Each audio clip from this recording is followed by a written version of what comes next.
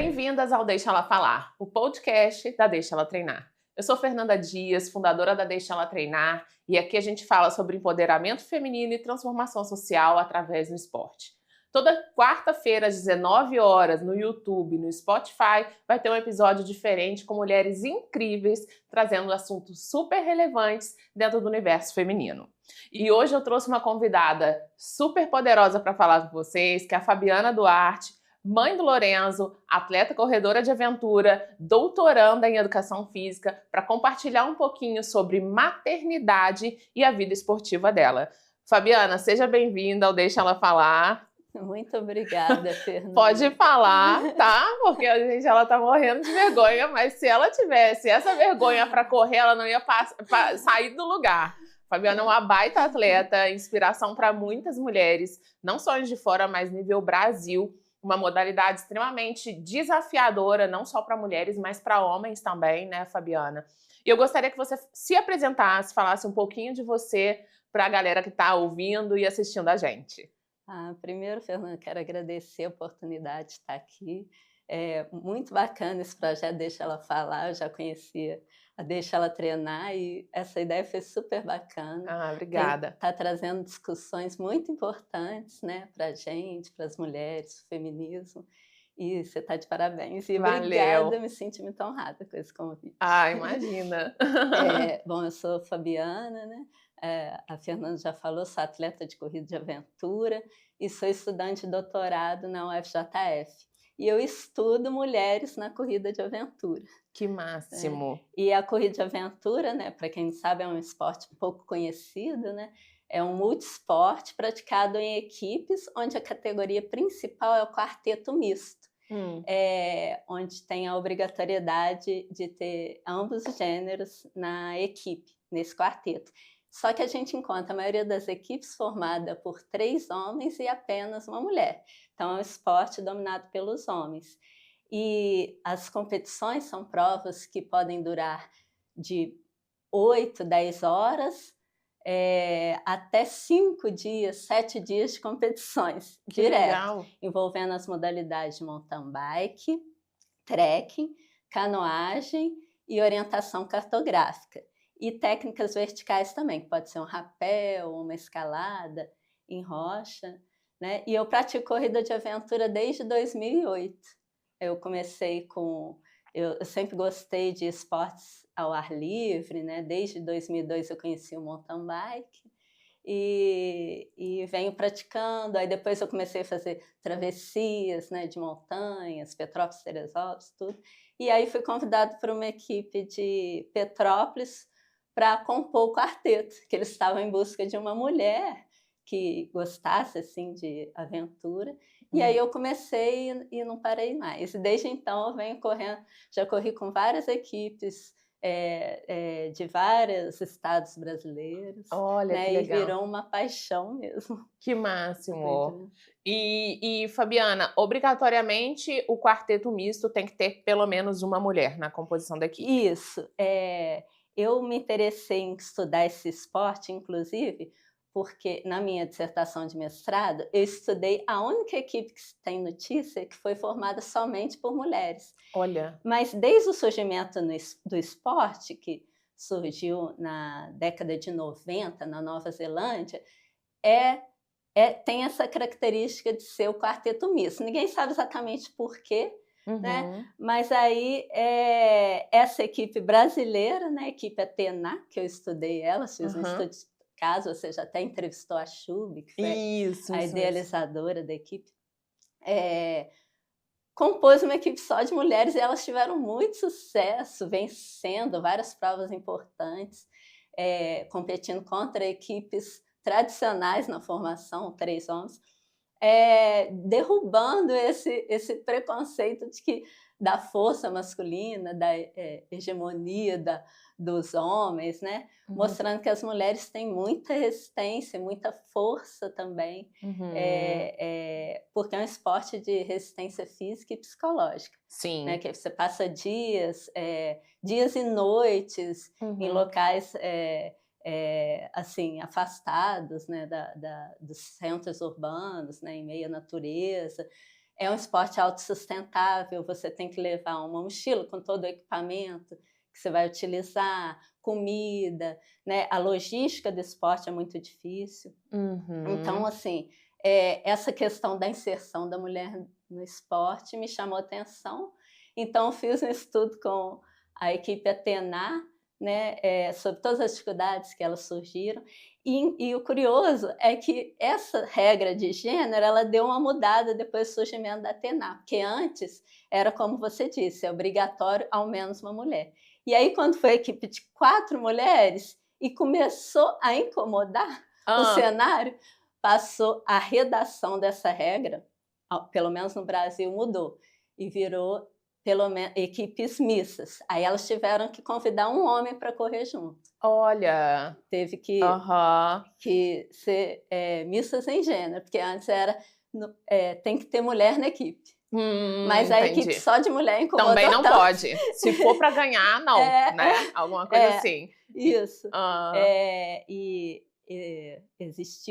Aconteceu alguns estudos, né, no Canadá, de que a comparação da mulher no esporte a um equipamento obrigatório, porque no esporte para corrida, para competição, tem uma lista de equipamentos obrigatórios. E a Kay Laberge, elas estudaram isso e compararam a mulher na equipe como um equipamento obrigatório. Que né? loucura! Alguns dizem que é o diamante negro, que são raras, poucas mulheres que praticam esporte. Né? E aí eu estudei um pouco essa questão também da inserção, porque o lado bom também dessa regra é realmente oportunizar a mulher de estar no esporte. Talvez se essa regra não existisse, será que a mulher estaria inserida? Né? Eu, por exemplo, eu tenho a experiência pessoal de continuar no esporte. Acho que a minha vida longa, né, no esporte é devido ao ser mulher e as pessoas me convidarem para participar da equipe, às vezes com um custo menor, porque é um esporte caro, né? Sim. E aí, por ser difícil conseguir uma mulher, muitas equipes acabam por custear, né? Olha. Boa parte dos gastos. Então, isso também acaba por ser uma estratégia de participação da mulher no esporte, ou conservação da mulher no esporte. E hoje tem muitas mulheres que são atletas de corrida de aventura no Brasil? Comparado a homens, são poucas. Entendi. O meu projeto de doutorado, eu vou estudar mães atletas, né, de corrida de aventura, e um levantamento que eu fiz de mães que estão inscritas, mesmo cadastradas no ranking brasileiro de corrida de aventura, são poucas. A última vez que eu chequei esses dados, eram cerca de 100 homens para 10 mulheres. Nossa, então, quer dizer, é um décimo, né? Uma proporção de 1 para 10. Então, ainda são poucas, né? A gente até entrevistou aqui a Roberta Stoppa no nosso primeiro episódio, falando sobre essa questão da mulher, às vezes, ter medo de se machucar e tal, mas isso também já vem aumentando, né, Fabiana, o número de mulheres praticantes de esportes outdoor, né? E uma coisa que eu acho interessante, você falou da equipe Atena, que elas obtiveram um resultado muito legal, mas talvez, será que a corrida de aventura não tem essa questão de orientação, de concentração, que também interfere, não só ligada a questões fisiológicas, né, do lado de testosterona, lado atlético dos homens, também tem esse lado, né, de orientação, não tem isso na corrida? Com certeza.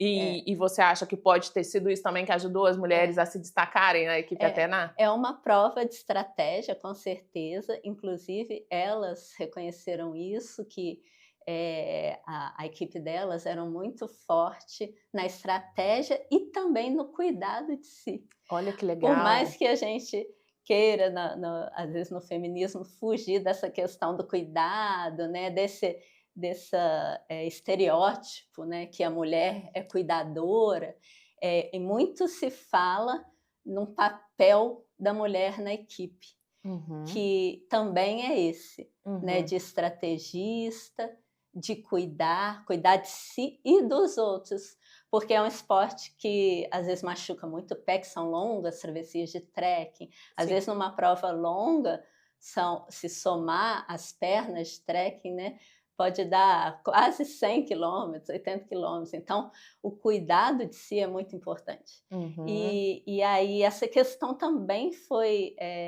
levantada no trabalho da Suzane Kay e da Joane Kay e Suzane Laberge, com mulheres corredoras de aventura, de que essa questão do discurso, que na verdade o discurso da corrida de aventura diferenciava um pouco da prática. Enquanto no discurso a corrida de aventura era como um esporte igualitário para homens e mulheres, também destacava funções da mulher na equipe que, ao mesmo tempo, poderiam parecer funções subalternas ou coadjuvantes na equipe, como responsável pela alimentação, pelo cuidado, reforçando essa questão da força física como capital dominante no campo e reforçando a dominação masculina no campo. Que legal!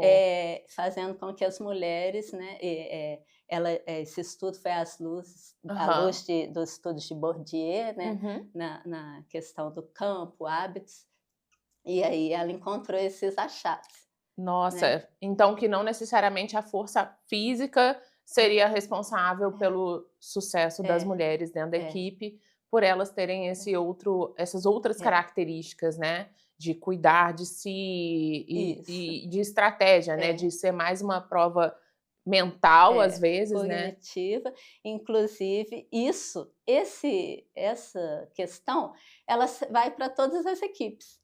Não é o diferencial da corrida de aventura, por mais que seja quem chega primeiro que ganha, você tem que passar em todos os postos de controle. Então, o percurso não é balizado, né?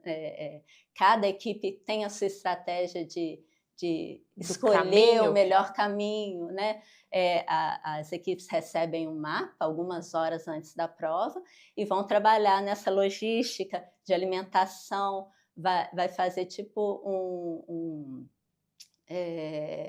uma estratégia, uma estimativa de tempo em cada perna, de acordo com a estratégia, levando água, né, alimentação, e isso vale para todas as equipes.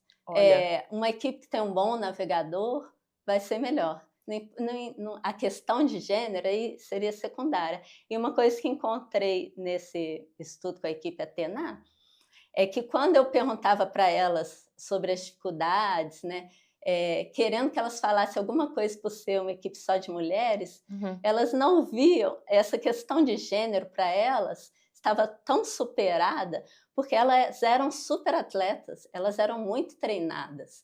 A primeira prova que elas ganharam, que foi a EMA, no estado de São Paulo, passou por várias praias, elas me relataram que os trechos de trekking, elas foram a primeira equipe assim, que fez os trechos de trekking todo correndo, trotando, porque as equipes caminhavam. E elas eram muito treinadas, e elas fizeram os trechos todos trotando, né, correndo. Trote é uma corrida leve, né? Mais leve, porque carrega mochila e tudo. Então, quer dizer, elas eram sim fortes fisicamente, tinham muita resistência. E quando eu perguntei, por que vocês resolveram fazer uma equipe só de mulheres? Elas falaram, justamente porque chega lá para o terceiro, segundo dia, os homens já estão quebrados. E a gente está só avançando, só crescendo na equipe, na prova.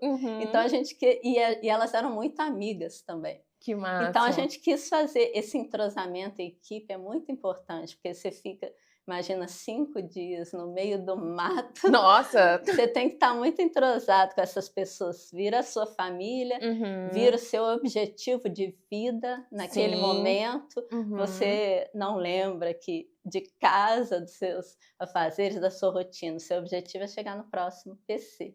Legal. E é por isso que eu falo, às vezes, né, eu como mãe, atleta, que às vezes eu vou numa prova para descansar. Todo mundo acha que eu sou doida. Mas para descansar da rotina de ser mãe. Entendi. Né? E tá tudo bem, né? Tá tudo ótimo. E aí, Fabiana, me conta assim, algumas curiosidades, né, da corrida de aventura. Primeira coisa, quanto tempo vocês dormem durante uma corrida de aventura que dura, às vezes, até 5 dias? Aí vai da estratégia, né? Nessas provas de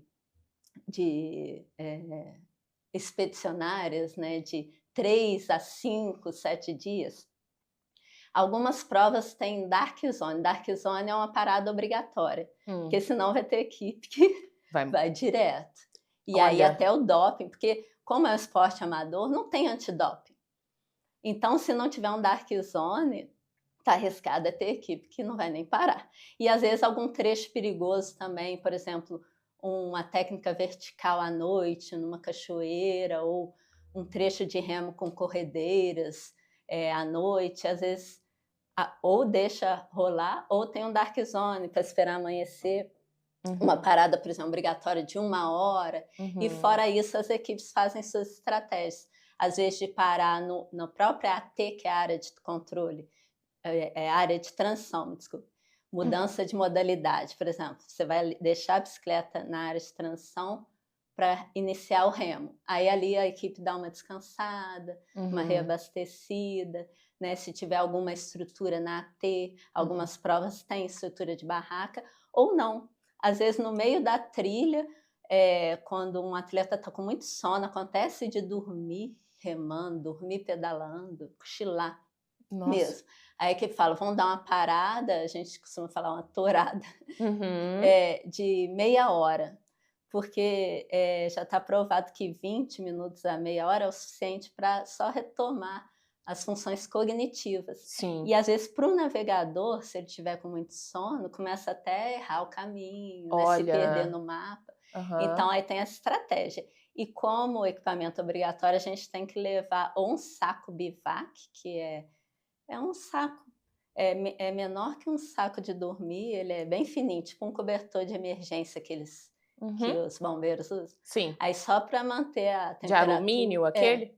Tá. E aí a gente deita no chão, onde estiver na trilha, na montanha, na floresta, deita ali meia horinha. Para descansar, né? Descansar. Que você está descansando da sua rotina enquanto você está dormindo no mato, embrulhada no papel alumínio. E aí às vezes põe até...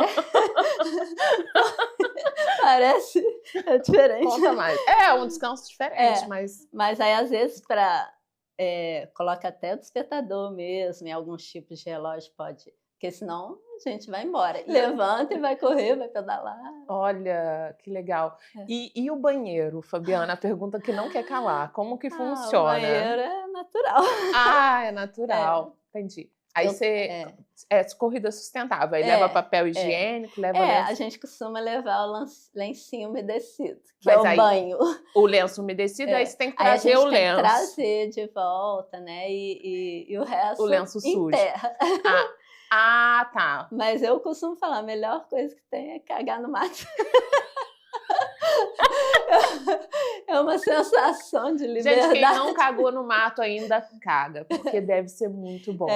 Né, Fabiana? Não tem problema nenhum. Assim, a minha primeira prova, minha primeira expedição, que foi em 2008, eu tenho até uma passagem engraçada, porque eu tive muita vergonha, assim, muito medo, não sabia como que ia ser. Aí eu falei com o Farinazo, que é o responsável por eu estar nesse esporte. Eu falei, como que eu vou fazer? Que quando eu estiver apertada, ele, não, você vai lá e pede para parar, que a gente para, você esconde, vai lá e faz.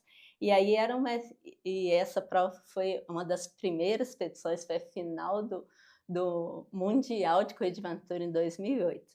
Essa prova largou nos Lençóis Maranhenses, percorreu Maranhão, Piauí, Ceará e chegou lá em Jericoacoara, no Ceará. Só lugar bonito. E aí teve um trecho de remo que foi, acho que o pior da minha vida, que foi todo no delta do Parnaíba e foi mais de 24 horas direto de remo.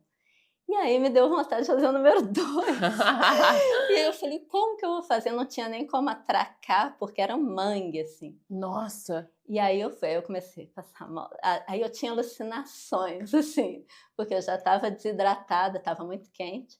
Eu via, assim, na margem do rio... Não... Os banheiros químicos, boiando. Enxergava bares, restaurante. Aí eu falei, nós vamos parar naquele restaurante. Só que não tinha nada. Tava tendo Por alucinação fim, mesmo. o Farinas começou a alucinar comigo. Ah, tá. E eu vendo uma equipe que estava logo à nossa frente, só que essa equipe já tinha sumido na nossa frente. E eu achando que eu estava vendo eles. Enfim, na hora que chegou numa parada mesmo, era como se fosse um TC, era tipo uma ilhota no meio lá do Delta do Parnaíba, que a gente, lá não tinha banheiro não, mas era a parada que a gente podia dar. E a organização estava lá, só que quando a gente chegou lá, tinha assim, mais de 40 equipes, gringos, gente, tudo lá, porque lá era uma parada obrigatória. Sei. E aí eu já cheguei, já mirando. Onde que eu vou, né? Um banheiro. Aí eu vi lá assim no alto, era fim de tarde, assim, já estava anoitecendo. Vi uma árvore assim, mas o calibre dela era maior. Falei, é lá que eu vou esconder.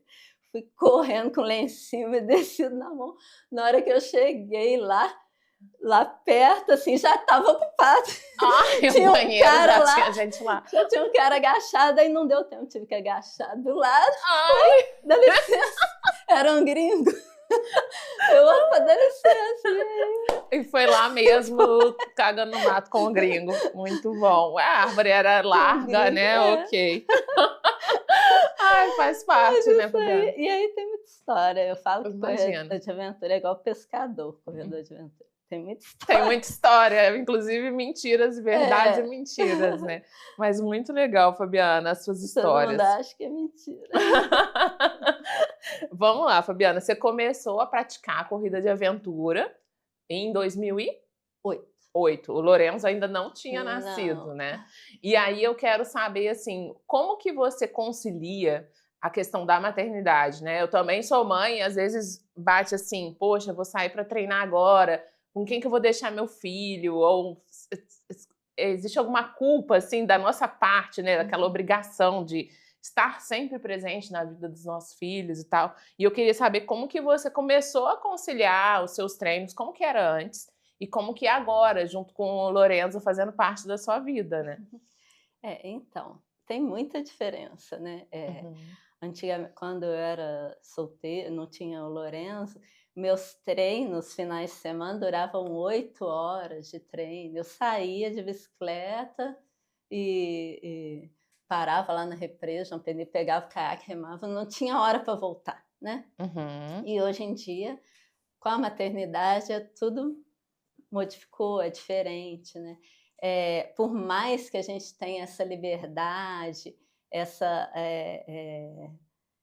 um parceiro, uma rede de apoio que vai ficar com a criança e tudo, ainda assim é muito difícil, né, conciliar. A mulher, né, por si só, já tem uma rotina sobrecarregada, né? E a maternidade ela está permeada por discursos normativos, né? E esses discursos normativos forjam o papel da mãe como mais adequado e legítimo, né? Um perfil de mãe.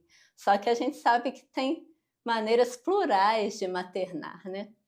E os estudos sobre maternidade, né, falam que, por mais que não exista um jeito ideal de maternar, de ser mãe, essa norma, né, esses discursos, né, o que Foucault chamou de dispositivo da maternidade também, ele interfere muito no cotidiano, no dia a dia da mulher mãe, né? E a maternidade, por mais que interpele diversos corpos, ela vai desenrolar mesmo, mais no corpo e nas emoções da mulher, né? E aí, essa questão da amamentação, do cuidado, né? E aí, a Elizabeth Badinter, na década de 80, né, ela já falou sobre, ela escreveu o livro, quem puder ler, muito legal, Mito do Amor Materno. Que legal. Né?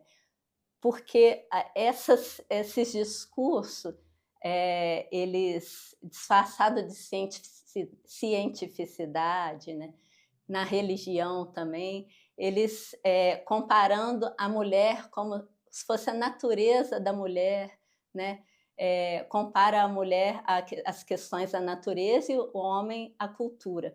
Isso aí já é uma forma de subordinação das mulheres também, como se a cultura fosse mais importante. Só que tudo está permeável, tudo perpassa a cultura. E na nossa cultura, na nossa sociedade patriarcal, ainda recai sobre a mulher essa questão do cuidado, né, de casa, dos filhos, e ao homem o prover, né?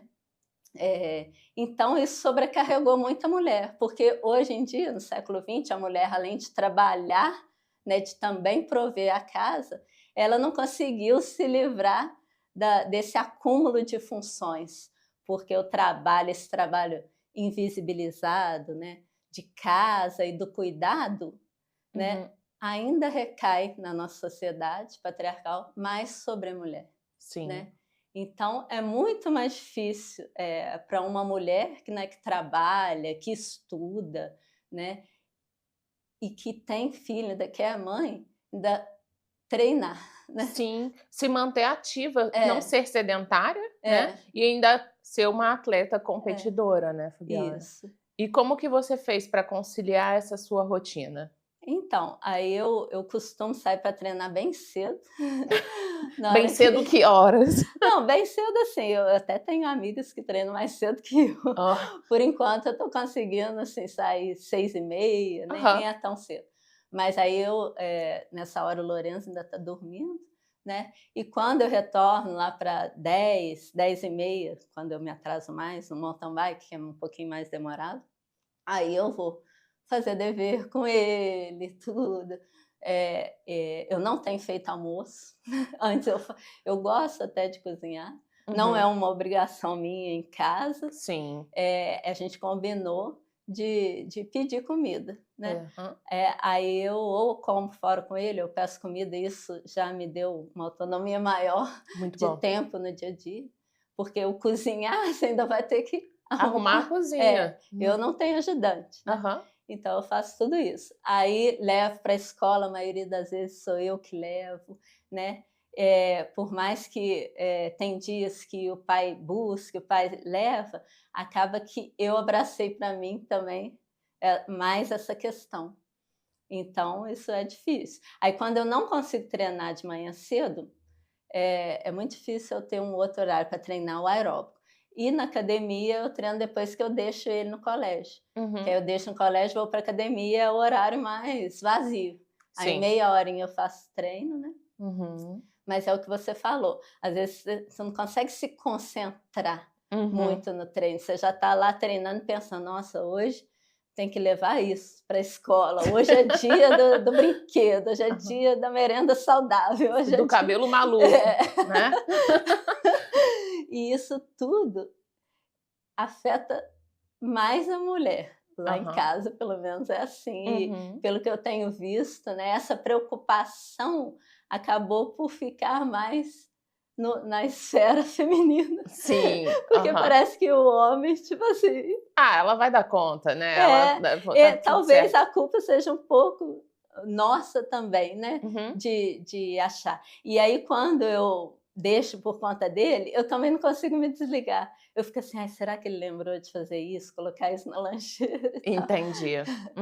E aí, inclusive, eu estava lendo do burnout parental. Já se fala nisso, né? Dessa sobrecarga, principalmente materna, né? Dessa multitarefa, de ter que dar conta de tudo, do trabalho da criança, do trabalho da criança, que é o estudo. As mulheres sofrem muito mais de burnout do que os homens, já é comprovado, né? Pelo esse acúmulo de funções que a gente adquiriu ao longo dos anos, né? Entrada no mercado de trabalho, chegar num nível de doutorado, pós-graduação, sendo mãe e tentando conciliar todas as tarefas que a gente acumulou, né, ao longo disso tudo. Mas acabou então que sua vida de treino e sua vida toda, né, ficou relacionada ali em volta da rotina do seu filho. Isso, teve que se adequar à rotina dele, inclusive as competições também, para eu sair. Hoje eu tenho feito mais provas, são expedicionárias, mas são mais curtas. Elas têm a duração de aproximadamente 25 horas, 30 horas. Mais curtas, 25, 30 horas. Só que já não é uma viagem tão longa, mas é um fim de semana. Geralmente eu tenho que ir ou numa quinta ou numa sexta-feira e voltar no domingo. Então, para ir, além de toda a logística da prova, né, do que levar, eu tenho que pensar na logística do Lourenço. Sim. O que ele vai precisar aqui, né, deixar tudo esquematizado, tudo pronto, né? A agenda dele, que também já não é pouca, é esporte, é escola, é música, e aí tem que tudo se adequar. Sim. E isso fica tudo nas costas da mãe. Na minha cabeça. Ai, e Fabiana, eu queria saber, assim, como que... Eu também já tive filho, né? E depois que eu... Minha primeira vez que eu fui fazer atividade física, depois que eu ganhei o Daniel e fui subir numa bicicleta, nossa, eu fiquei muito mal, muito mal. Eu falei, gente, como que eu vou recuperar o meu condicionamento físico de quando eu não era mãe para quando eu me tornei mãe? Como que você se sentiu em relação a isso depois que você teve o Lorenzo, foi voltar a treinar, foi voltar a competir? Eu tentei não parar, né? Quando eu engravidei, eu li muito sobre o esporte e a gestação e tudo, e eu pedalei até 7 meses. Mountain bike? Mountain bike, em Bitpoca. Eu parei de pedalar quando a minha barriga a minha barriguinha começou a crescer, e aí eu estava já pedalando com as pernas abertas, assim. Eu falei, não, é hora de parar. Aí eu continuei com a academia, e trotando devagarzinho, aí depois passei por uma caminhada, e aí ele nasceu, eu amamentei, exclusivo, tentei fazer tudo como mandava o figurino, o manual, as normas, né, o biopoder, fiz tudo certinho. Ele não foi parto normal, foi cesárea, mas eu tive uma recuperação muito rápida, eu acho até pelo histórico, né, de atividade física e tudo isso. Né? E aí eu voltei a treinar com 3 meses e eu passei no mestrado, eu estava grávida. Eu lembro. E aí foi aquela loucura, né? Estudo, maternidade e o esporte, que eu não abri mão, não quis parar. E aí com 3 meses eu já competi uma prova individual X-Terra lá em Betpoca, quando ele estava com 3 meses. E aí, a minha primeira corrida de aventura, que foi uma expedição dessas de 5 dias, ele já estava com 1 ano e meio. E aí eu tive que me ausentar de 8 a 10 dias de casa. Foi a primeira vez. E na corrida de aventura também é muito particular, porque você não tem contato nenhum, nem por celular, nem quando você está na prova. Você não pode nem ligar, porque é proibido levar. Você leva um celular lacrado. Olha. E aí foi assim uma sensação libertadora, porque enquanto eu estava lá... Você estava descansando? Eu esqueci que eu era mãe. Entendi. Eu esqueci de tudo. E aí, quando eu terminei, é que eu fui ligar. Aí eu lembro que eu liguei para ele... Bebezinho, ele me viu, assim, fiz uma chamada de vídeo, ele, mamãe! Mas, assim, foi maravilhoso. Eu tive condição, né, de deixá-lo em segurança, em casa. Que bom. Mas não é fácil, acaba que a gente... eu não senti culpa, mas eu sinto mais culpa, às vezes, no treinando. Sim. Que eu fico pensando, nossa, hoje eu tinha que estar ajudando ele a fazer aquele dever difícil, estudando para a prova. Mas durante a prova, inclusive eu fiz uma entrevista com a mãe atleta, recentemente ela também falou, zero culpa. Zero culpa. Porque a gente se doa tanto, né? Foi o que ela disse. A gente se doa e às vezes os nossos filhos estão admirando a gente, né? Porque a gente não existe coisa melhor do que o exemplo, né, Fabiana? Então, essa disciplina, todos os outros valores que o esporte carrega, a gente acaba ensinando para os nossos filhos de uma forma indireta, sem saber. Pelo menos eu já escutei isso do meu filho. Nossa, mãe, você é incrível pelo tanto de coisas que você faz, né? E eu tenho certeza que o Lorenzo te admira muito por isso, tudo que você faz, né? Com certeza. E tem relatos também de mães atletas que, por mais que tenha todas essas dificuldades, né, que a maternidade também dá força, né, para o esporte, porque você fica querendo ser um exemplo para o seu filho, e quando você vê a admiração dele, isso te dá mais motivação de Com certeza. continuar. Aham. Hoje ele já sai para pedalar comigo, Sim. para Remar, né? remar, e isso é ótimo. E a gente percebe nas narrativas de outras mães atletas também, principalmente dos esportes outdoor, esporte de aventura, né? Porque Aham. acaba sendo um estilo de vida, né? Sim, com certeza. Nossa vida é muito pautada nesse estilo, né? Não dá para você querer estar no bar, na balada, se no outro dia você quer estar bem para sair para fazer um treino longo, sair para remar. Você fica quantas horas remando às vezes? Outro dia você falou para mim que remou quantos quilômetros? Foram 19 quilômetros. Quantas deu horas? quase 4 horas. Ixi, dá para pensar bastante na vida em 4 quilômetros. Dá para descansar também, né? Também. Eu falo, e inclusive essa atleta que eu entrevistei, ela falou, não, a gente, em vez de tomar remédio, a gente faz isso. E realmente, eu acho que todas as mulheres deviam ter um momento para se dedicar a qualquer atividade. Não precisa ser um esporte competitivo, né? As mães, principalmente, Sim. ter um momento para si. Sim, né? Cuidar de si. Para poder cuidar do outro, a gente precisa primeiro cuidar de si. Exatamente, né? E depois que a gente é mãe, né, Fabiana, vem uma questão de resiliência muito forte e também a gente foca muito na solução e não no problema, né? Como eu tenho que fazer para resolver tal coisa e como a gente começa a administrar várias tarefas ao mesmo tempo com mais facilidade. Sim. Eu percebi muito isso, assim, depois que eu fui mãe, que às vezes eu olho assim, às vezes minha irmã não é mãe, então às vezes ela vê alguns problemas que eu fico assim, gente, sério que ela tá achando que isso daí é um problema? Ela tá precisando ter um filho para ela entender o que é ter problema na vida, né?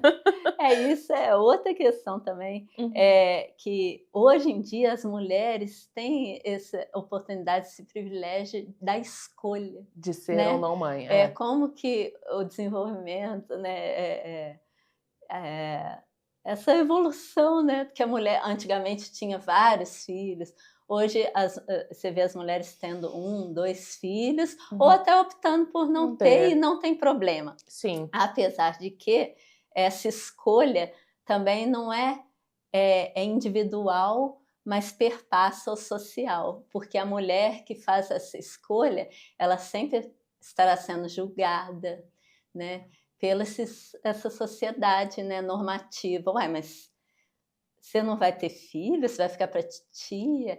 Então, é uma escolha entre aspas. Né? E isso tem que ser discutido, tem que ser pensado. Sim, né? é verdade. E isso tudo interfere na saúde mental da mulher. Isso. Com certeza, com certeza. Ela se compara, né, em relação a outras construções que existem por aí. Isso, né? porque a mulher, ela não é menos mulher porque optou por não ser mãe, ela não é menos mãe porque optou por uma cesariana ou porque não pôde amamentar. Existem várias formas de ser mãe, né? Legal. E esses discursos têm que ser questionados, né? Tem que ser problematizado, né? Para a gente poder inserir mais mulheres, né? No mercado de trabalho, nos esportes, né? Na vida social. Né? Muitas mulheres hoje em dia não têm, muitas mães não têm tempo de lazer. O lazer da mãe acaba sendo o lazer do filho. Qual que é o seu tempo de lazer? É levar o meu filho na praça e vê-lo brincar. É isso aí. E isso é muito complicado, né? A gente que é da área da educação física, do lazer, a gente vê muito isso. Ou mulheres, desculpa, que vão começar a ter um momento de lazer depois que os filhos estão crescidos. Tem muito a ver, talvez, não sei, assim, minha mãe foi isso, assim, para ela ingressar numa rotina de atividade física e se ter o cuidado para ela mesmo, veio agora, depois de aposentada. Olha só. Ir a um salão de beleza, às vezes, fazer uma unha era um luxo, porque tinha que estar cuidando da casa, dos filhos, da família, né? Então tem muitas mulheres de gerações mais antigas, né, anteriores à nossa, que também já passou por isso, né? E Fabiana, dentre tudo isso, assim, você já passou por algum desafio emocional ligado à maternidade, conciliar com o esporte, alguma coisa que chegou forte para você e você levou você a refletir as coisas que estavam acontecendo? É sempre, né, são pequenas coisas que às vezes a gente pensa que não interfere, mas interfere sim. Às vezes a gente deixa de ir numa competição porque é o aniversário da criança, você queria estar lá, mas, por mais que a criança sabe que você a ame, que está ali no dia a dia, essas datas, né, Aham, são importantes. Eu acho que é mais medo de um julgamento do aham, que uma prova de amor em si, sim. sabe? Porque Uhum, o amor é o dia a dia, né? uhum. E só que aí você pensa: "Nossa, eu vou estar competindo no dia do aniversário dele, o que que os outros vão pensar?" Vai trazer um troféu de presente, né? Vai É, trazer uma é. medalha, eu acho que ele vai É. gostar. E uma vez também eu fui toda alegrinha para uma prova, numa equipe que eu corri, aí na hora que o Lourenço nem era tão pequeno, não, ele tinha lá os seus 3 aninhos, e o cara da minha equipe perguntou assim: "Ué, mas seu filho, você deixou ele lá com quem?" Aí eu falei: "Ué, ele tá com o pai". Ele falou: "Que pecado". Aí eu fiquei pensando: "Pecado?" E Hã. ele também era pai. Uai, ele não teria coragem de ficar sozinho com o filho Mas dele? aí, também nos leva a refletir, por que que para o pai é diferente? Por que que pra a mãe está cometendo um pecado, deixando a criança em casa, e o Sim. pai não? Aham. Então, também já tem estudos que provam que no esporte, essa questão da paternidade não é tão, pesada, não influi na carreira de atletas e de homens esportivos, como influi na carreira de mulheres atletas. É, verdade. E você não é não é a primeira que eu escuto em relação a esse comentário. Eu tenho colega que falou assim: "Nossa, você trabalha em não sei quantas escolas, você treina, você". Cara, você não deve ser boa mãe. Com quem que você está deixando seu filho? Tem uma amiga que fala que deixa com o carteiro dos correios. Enfim, então assim, baseado nisso tudo, né, ô Fabiana, que você falou até agora, assim, quais ensinamentos que você carrega com você do esporte que você passaria para o Lorenzo, enquanto mãe, enquanto atleta, enquanto, estudiosa, tudo que você aprendeu ali dentro do esporte que você carrega para você passar para o Lorenzo? É mesmo essa questão da qualidade de vida, né, da vida saudável, né, e de se conhecer outras pessoas, né, outros lugares, respeitar todos os modos de ser, né, essa questão do gênero que está muito presente no esporte, né. Ele vai fazer 8 anos, e aí teve Olimpíadas lá, ele veio falando: "Ah, a gente perdeu por causa das meninas". E aí é todo um trabalho, né, eu falei: "Não, mas tem menina que é muito forte, você não vê a mamãe?" Essa desconstrução mesmo desses discursos, né, normativos, né, não negando a anatomia, fisiologia, né, é que essas questões anatomofisiológicas não pode servir como um impedimento ou uma subordinação, de gênero para Uhum. as mulheres. E, eu acho que o meu principal desafio hoje nem é no esporte, porque isso aí ele já está envolvido, o pai também é atleta e tal. É justamente nessa educação, né, antimachista, Uhum. antirracista, Legal, né. exatamente. E se você pudesse dar um conselho para as mães que também são atletas, ou para aquela mãe que está, às vezes, tentando conciliar a vida dela, né, entre maternidade, atividade física, aquela mulher que está grávida e pensando: "Meu Deus, como é que vai ser depois e tal". Qual conselho você deixaria para elas? Que não se culpe, que vá, só vai. Não se preocupe que o seu filho vai estar bem. Ele não... A última pessoa que vai te julgar é o seu filho. Porque ele sabe que aquilo ali... E você, quando você voltar, você vai estar melhor do que se você não tivesse ido. Com certeza. Né? Porque o esporte é saúde física e mental. Né? Então, que vá, que se planeje, que a gente não fica mais fraca, é tudo questão de treinamento. Esse retorno é muito rápido, não precisa esperar ele crescer, não espere. Que você tem vontade, escolha alguma atividade que te faça bem, que não precisa ser nem esportiva, algum hobby, alguma coisa, e vá, tenha um tempo só para si. Legal, muito bom. Fabiana, a gente está caminhando para o final. Nossa, eu ficaria aqui mais um tempão conversando com você. Muito legal mesmo. E agora eu vou fazer uma dinâmica de bate-bola com você, tá? São algumas perguntas rapidinhas para a gente chegar até no final. No seu café da manhã dos sonhos, tem panqueca com calma ou correndo atrás da criança? Ai, hoje em dia é correndo para tomar café antes que ele acorde para eu sair para treinar. Mas meu café dos sonhos é aquele de hotel, tranquilo. Entendi. Vamos lá, o que é mais difícil para você? Organizar uma corrida ou organizar o guarda-roupa ou sua casa? Com certeza, a casa. Porque é rotineiro, né? Sim. A corrida é a festa. O que não falta na sua playlist de atividade física? Ultimamente eu nem tenho playlist. Antes eu ouvia uma música, hoje em dia é tanta correria que eu vou pensando, organizando as ideias. É raro eu sair escutando algum som. Né? Isso mesmo. E se você tivesse um dia só para você, o que você faria primeiro? Maratonar uma série ou uma corrida? Eu ia para uma competição. Uma expedição no Uma mato. expedição. Legal. Descansar, né? Dormir meia hora, dar uma descansada. Então tá. Qual o seu superpoder? Ser mãe, atleta ou lidar com tudo isso ao mesmo tempo? Eu acho que é lidar. Assim como todas as mães, atleta é ser essa mulher maravilha, como diz meu esposo, o Rodrigo, que ele fala. Mulher maravilha. Esse é o maior desafio. Muito legal. Fabiana, eu quero agradecer a sua participação aqui no Deixa Ela Falar, que é o podcast da Deixa Ela Treinar. Queria saber se tem mais alguma coisa que você gostaria de falar para as pessoas que estão ouvindo e assistindo a gente, que a gente não falou aqui hoje ainda.